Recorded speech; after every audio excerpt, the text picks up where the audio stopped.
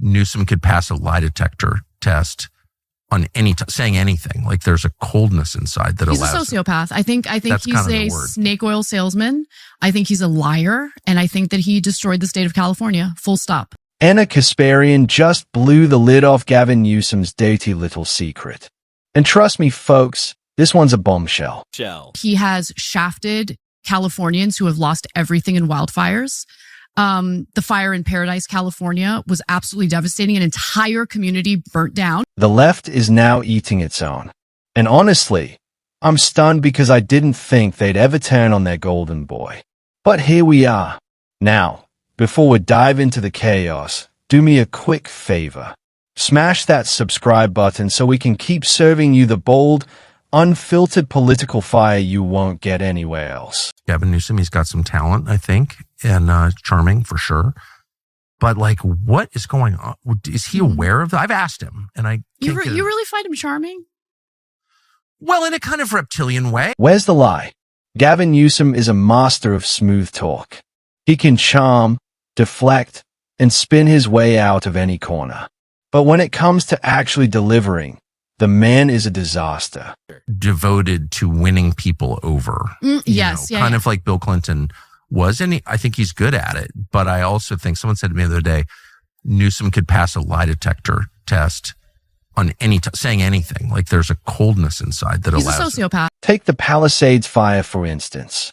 Just months before tragedy struck, Newsom bragged about securing helicopters, stocking up water supplies, and ensuring fire tenders were ready to roll.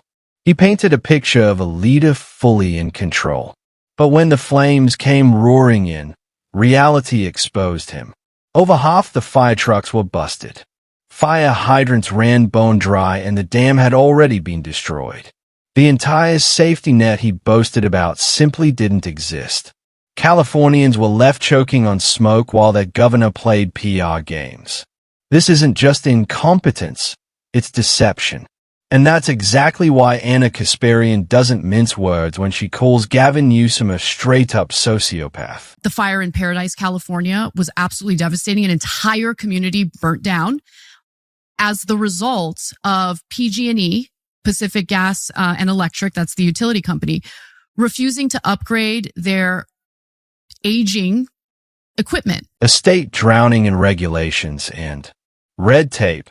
It's almost unbelievable that California's electric company was allowed to keep running on outdated, faulty machinery. We're not talking about a minor oversight. This is a state that knows it's wildfire country where one spark can wipe out entire communities. Yet somehow regulators look the other way. Politicians shrugged, and the system stayed broken. At the center of it all is Gavin Newsom. Sure, he's slick with words, a master of speeches and staged appearances. But when the flames actually hit, his leadership was nowhere to be found. California doesn't need another smooth talker. It needs results. And Newsom, despite his political shine, has proven time and again that he can't deliver. He wins people over with charm. But the minute reality shows up, Californians are left with ashes. That's not leadership. It's negligence dressed up as charisma. Equipment is over 100 years old. And so what started that fire was this metal hook that had eroded to the point where it broke. Power lines come crashing down onto dry brush. It sparks a fire and destroys an entire community. Gavin Newsom has made one thing crystal clear. He's willing to sacrifice anyone and anything if it means advancing his political ambitions.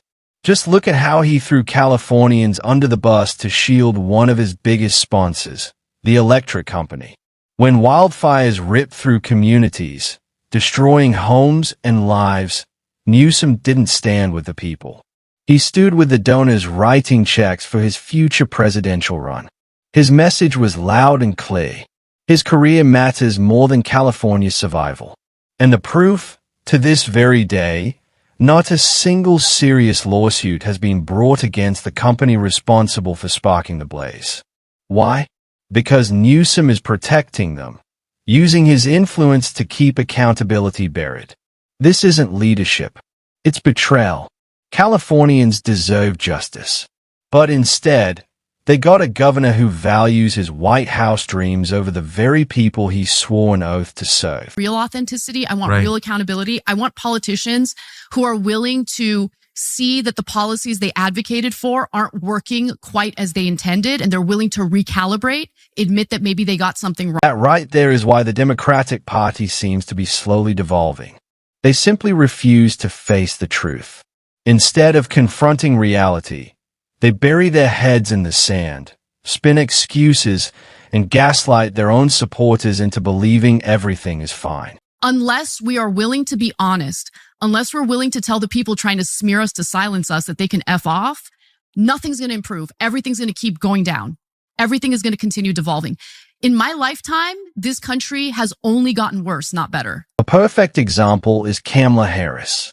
Harris spent so much time living inside her echo chamber that she lost all touch with the real struggles Americans face every single day.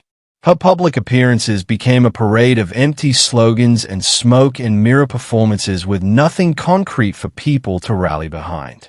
Voters saw through it, which is why so many could never align with her. And she's not alone. Gavin Newsom, Alexandria Ocasio-Cortez, and Zoran Mandani all fall into that same category. Politicians more interested in image, optics, and self-promotion than actually delivering solutions. It's political theater, and Americans are getting tired of the show. I think the media kind of conditions us to hate the other side, whatever the other side really is. You know, I certainly had those feelings, and things are different today compared to when I became politicized during the Bush era. Ana Kasparian makes a valid point here, and it cuts deep. The media today are no longer neutral referees. They've taken sides, and almost always with the Democratic Party. It's become a predictable script.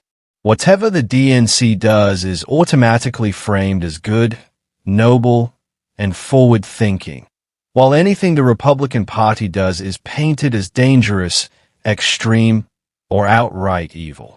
To them, Donald Trump is the permanent villain of the story, while whoever the Democrats put on the ballot, no matter how flawed, is instantly cast as the nation's savior. It's not journalism anymore. It's PR for one side. The real tragedy is that millions of Americans rely on these same outlets for the truth when in reality they're just being fed carefully packaged narratives. Kasparian's critique stings because it's undeniable. The media stopped holding Democrats accountable, and that blind loyalty is eroding trust faster than they realize. Homelessness really exploded in Los Angeles. Like, it's always been a problem in LA. Yep.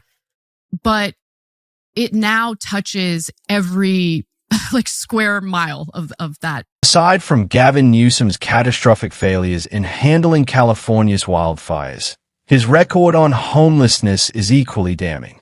California wasn't always the epicenter of America's homelessness crisis. For years, others carried that grim title. But under Nwomi's watch, the problem has spread statewide like a disease. Since he took office, homelessness hasn't just risen, it's skyrocketed. Millions have been poured into programs and initiatives. Yet, the tents keep multiplying, sidewalks are overflowing, and entire neighborhoods are being swallowed by encampments. Instead of solving the crisis, Newsom has turned it into a permanent feature of California's landscape. Families are fleeing cities. Businesses are shutting down, and crime has surged in areas overtaken by homeless camps. Newsom talks endlessly about compassion and solutions, but the results speak for themselves. California's most vulnerable have been abandoned, while the governor pretends his failed policies are progress. That's not leadership. It's neglect on steroids. The drug addiction, not just in LA, all across the country. Has there been any effort to do anything about this? Zero. And it makes me really angry. The Sacklers are still billionaires. Yep, exactly. The drug trade ravaging our communities isn't some mystery. It's fueled by cartels that slipped across our borders during Joe Biden's presidency.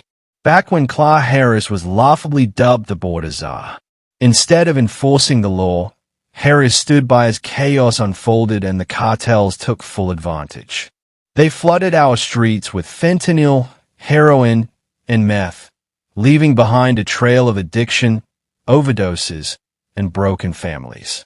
Fast forward to today, and Donald Trump is at least trying to clean up the mess. He's working to deport these criminals and dismantle the networks that thrive on America's weakness. But of course, he's met with resistance from people like Gavin Newsom. Newsom, in all his arrogance, would rather virtue signal about compassion than protect innocent Americans from cartel-driven violence. He blocks deportations, undermines border security, and shields those who profit from destruction. This isn't compassion. It's betrayal. And it shows exactly why America cannot afford leaders who prioritize politics over people's lives. Democratic establishment, the Republican establishment, there's a lot of similarities between the two. They're in alignment. Exactly. On the big issues that matter. War and the economy. War and the economy. Two biggest issues. 100%. They love to like distract us with shiny things. Yeah, have a race war. Totally 100%. Fine. The Democrats have mastered the art of distraction, and they play it better than anyone else. Remember how they kept the entire nation glued to the so-called Trump-Russia collusion narrative for nearly 5 years. It dominated headlines, sucked all the oxygen out of the room, and in the end produced nothing of substance. And just when that storyline began to collapse under its own weight, the DNC quickly shifted gears. Suddenly, the national conversation was hijacked by endless debates over gender and trans issues. It wasn't by accident. It was strategy. Their goal is simple: keep Americans distracted, divided, and emotionally charged so no one notices the failures that actually matter. Because while the circus dominates the news cycle, the real crises like a struggling economy, rising inflation, and broken security policies get buried. It's political sleight of hand, and unfortunately, too many people are still falling for the trick.